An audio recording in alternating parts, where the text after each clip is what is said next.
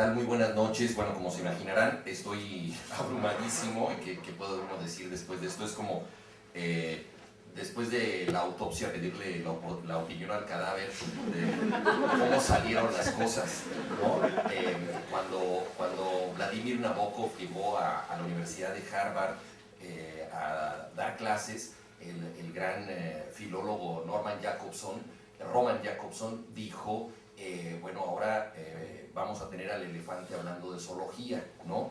Como un especialista científico en la literatura, Jakobson consideraba que los escritores debían ejercerla, pero no tenían nada que decir al respecto. Esto se vuelve aún más difícil, pues con un libro que trata del propio autor. Yo estoy contentísimo de que se haya hecho, de la doble heroicidad de Candaya, de la que ya hablaba Jorge, de enfrascarse en este tipo de libros que evidentemente pueden ser un harakiri editorial, y de estar en la compañía de los autores que me han precedido, todos ellos muy significativos, pues realmente es algo extraordinario que se haya leído mi trabajo de esa manera. Creo que hay dos actitudes básicas que puede tener un escritor cuando todavía está vivo y se va a hablar de él, y es la primera, tratar de intervenir un poco y de hacer sugerencias y de hacerles llegar textos a los coordinadores que de alguna manera a él le parece que lo representan bien, y la otra, abstenerse de cualquier injerencia, y en mi caso yo preferí la segunda, de modo que todo lo que se ha hecho aquí ha sido responsabilidad y generosidad de Osvaldo Zavala, que es profesor de la Universidad de Nueva York, y de José Ramón Ruiz Sánchez, que es profesor de la Universidad de Houston. Pertenecen a una nueva generación de académicos mexicanos que se ha ido a trabajar en las universidades norteamericanas. Durante mucho tiempo en Estados Unidos había una diáspora muy importante de profesores argentinos, uruguayos, peruanos, de primera fila, y había muy pocos mexicanistas. Los mexicanos tenemos una relación bastante convulsa con los Estados Unidos, y en general el mexicano que emigraba lo hacía básicamente impulsado por la necesidad económica y por ganarse la vida en los Estados Unidos. Hay muchos mexicanos que trabajan ahí, pero en la academia había una cierta resistencia, además de que en México hay suficientes instituciones y capacidad instalada para que los profesores se desarrollen, y no ha sido sino hasta hace algunos cuantos años que han empezado profesores jóvenes a romper este tabú y a dialogar con la academia norteamericana. Son ellos los que hicieron la selección, y en la parte que señalaba Jordi, que es más bien académica, básicamente casi todos los mexicanistas que intervienen están en universidades norteamericanas. Ellos habían organizado un coloquio, una reunión, y de alguna manera tenían ya un libro entre manos cuando entraron en contacto con Candaya, y así fue como se hizo el libro. Y yo desde luego agradezco mucho la participación de todas las personas que escribieron. No lo he leído todo, tengo miedo de hacerlo, porque uno encuentra quizá demasiadas cosas sobre sí mismo. Ahora también me pareció un poco aterrador que Jordi sacara este texto del que yo no recordaba nada, y donde resulta que están las claves de mi trabajo.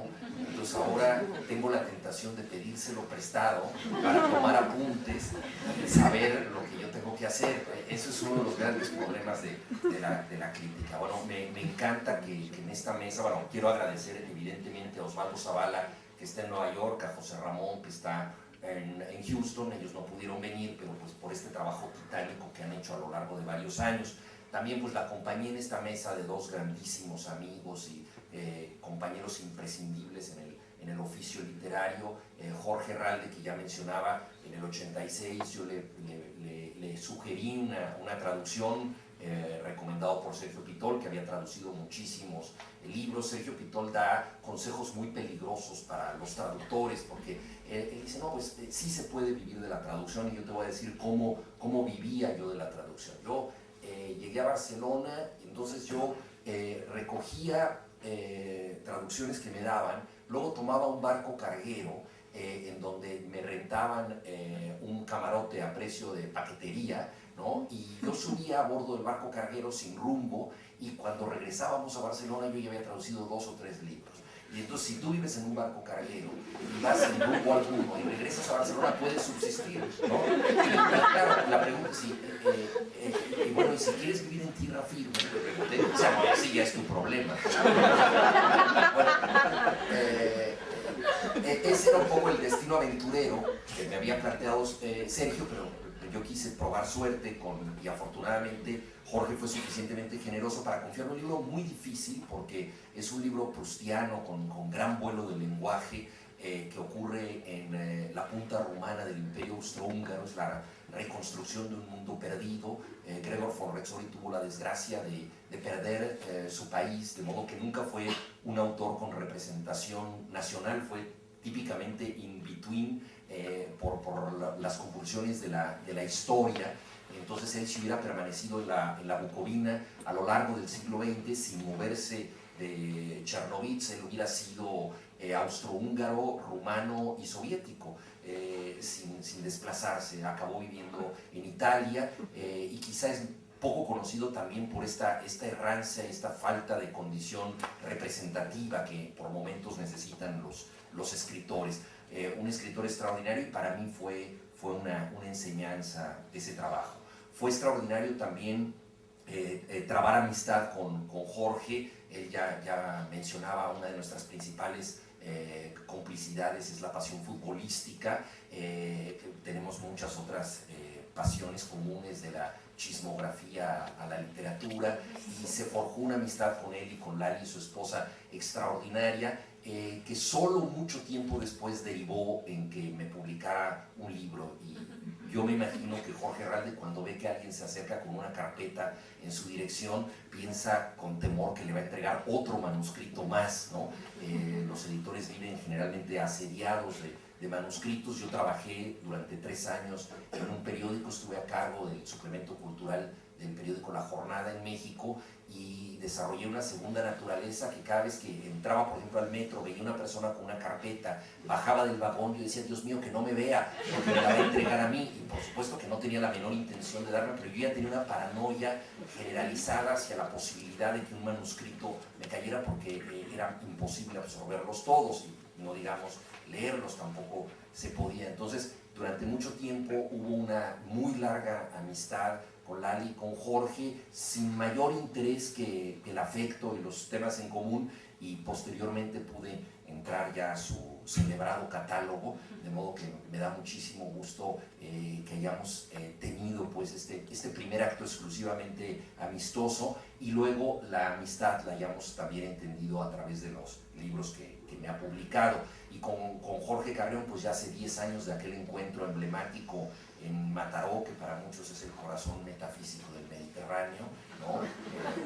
Un lugar de conferencias místicas muy especiales, de las mejores chocolaterías también que pueden existir, y ahí encontré a Jordi, y se hizo una relación que ha pasado por comentar su trabajo como cronista, por estar cerca de sus preocupaciones, y que, como lo acaba de demostrar él, para mí pues siempre ha sido una amistad no solo reveladora, sino aleccionadora, ¿no? Hay amistades con las que aprendes todo el tiempo, de modo que yo, desde que lo conocí, me inscribí al taller de Jordi Carrión, y me sigo beneficiando de él. Entonces ha sido extraordinario, ¿no? Mencionaba Jorge Herralde un momento que fue importante para mí, que fue cuando conocí a Sergio Pitol. Gracias a Sergio Pitol pude después llegar a traducir para Anagrama, y él citaba este momento en el que yo no tenía barba, y tuve que actuar junto a Sergio Pitol en un ciclo que la escritora nacida en Cuba pero ya afincada en México, Julieta Campos, había hecho, que se llamaba Encuentro de Generaciones. Y ese encuentro fue particularmente, digámoslo así, inquietante para Sergio, por lo siguiente, porque se llamaba Encuentro de Generaciones y él pensó que él era el joven de los dos. Una de las gracias de la literatura es que puede seguir siendo un joven autor durante muchos años, ¿no? Y la gente se acostumbra a que eres algún tipo de escritor que promete algo y que en algún momento tal vez lo cumpla o no, pero digamos que la fase de preparación de un autor puede durar muchísimo y Sergio había llegado a los 40 y pocos años, era un autor de prestigio pero poco conocido en México, vivía fuera del país, en ese momento en Moscú, y cuando le dijeron que participara en esto pensó que él sería el joven y que el mayor sería Carlos Fuentes o sería Octavio Paz, alguien de otra generación. Y él se quedó pasmado de saber que se había convertido en el viejo de la ecuación, de modo que yo fui el que certifiqué, ¿no?